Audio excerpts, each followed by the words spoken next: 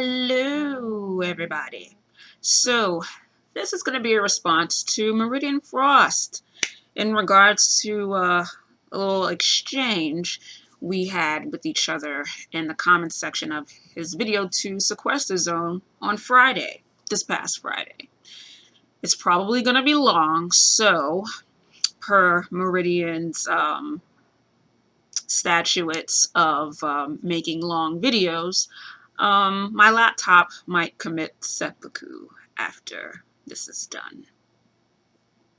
Anyway, Meridian Frost, as I said, made a video in response to Sequester Zone, and it really wasn't that great. It was mostly filled with a bunch of ad homs, which he used to justify not really going into depth on why he thinks Sequester's perspective is wrong, because on YouTube these days, having nuanced dialogue is apparently bad. So I watched Meridian's video, and when I left a reply in the comments section, he replied back to me in a very smug, condescending, know-it-all asshole-ish way, which, in my mind, means he's fair game to be responded back to in kind.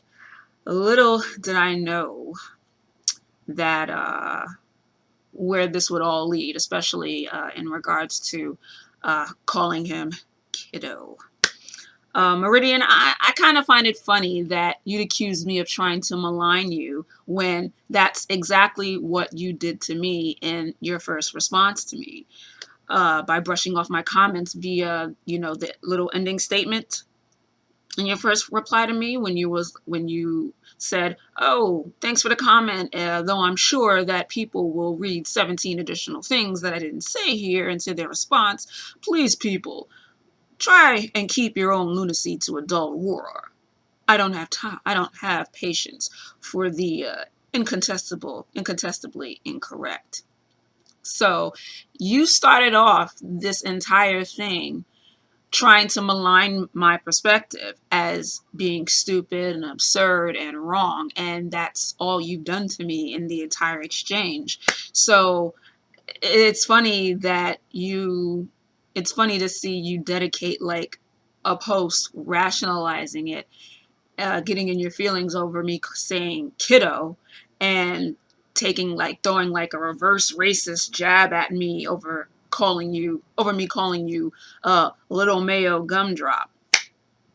Side note, capitalizing the word black when you say, "Oh, I had to go ask my black friend," that was a very interesting choice. I know that when things are put in caps, they emphasize tone of voice, but it also sends a certain message. I'm not sure why you felt you had to send that message, because I never said or implied that you didn't have black friends, for one, and for two, even if you have lots of black friends, that doesn't mean that you are completely devoid of any implicit biases whatsoever. So, nice try, I guess. As for the last post to me, when you dropped the whole asshole mask thing, putting the onus of recognizing the biological reality of non-binary persons on non-binary persons, and saying that they have to do it in a way that you, as the biological and social norm, deem acceptable, that just smells of respectability politics, which I am 100% not here for. You're basically saying that, "Oh, you oppressed persons, you must prove and show to me why I should accept you in this world," which, like, that perspective has and continues to be used against non-white, cisgendered, straight, binary people today. Respectability, I'm glad you brought up the Selma marches, because let me tell you something. Respectability politics didn't protect MLK from getting shot. So your assertion that civil rights marches for equality aren't in the same class as inclusion of non-binary people and basically LGBT folk, that doesn't hold water. And when you attempt to police the way oppressed peoples express their justified anger and whatever other feelings they may have about erasure and exclusion by, their allies, you're making it about yourself and your inability to take critiques that aren't given to you with a spoon of sugar, which again is ironic given the way that you yourself choose to go about critiquing people.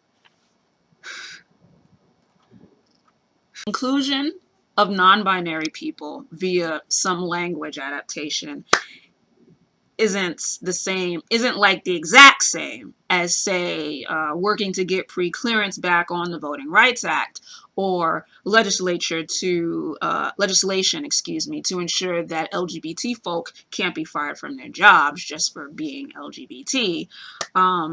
But it is under the umbrella of equality. There are smaller issues under that umbrella, and there are bigger and complex issues under it. But it all falls under the umbrella of equality. If you can't handle the small shit, I'm not inclined to believe that you can handle the bigger shit. I think I've said this before in my last video, intent and accountability. I'm not for allies or anyone taking over-the-top verbal abuse or anything like that from people that they want to help, or taking verbal abuse, period. But I am also not here for allies acting out of cowardice and defensiveness, who aren't willing to take critiques on mistakes they've made just because they were expressed in an angry tone. And this is the thing, is that mistakes are going to be made, and that's fine. Nobody's perfect. And like I've stated before in my last video, this is not about maligning people. This is not about judging people's characters. This is about looking at their actions. This is about looking at their behaviors, the things that they do and they say, and holding them accountable for those things. If allies cannot self-reflect on their own actions when people express dislike of them and critique them, if allies can't take those things with in regards to smaller issues like inclusion via language or whatever, or any sort of other, critique over any other type of microaggression, what use can you really be when oppressed people need you for the more bigger complex issues?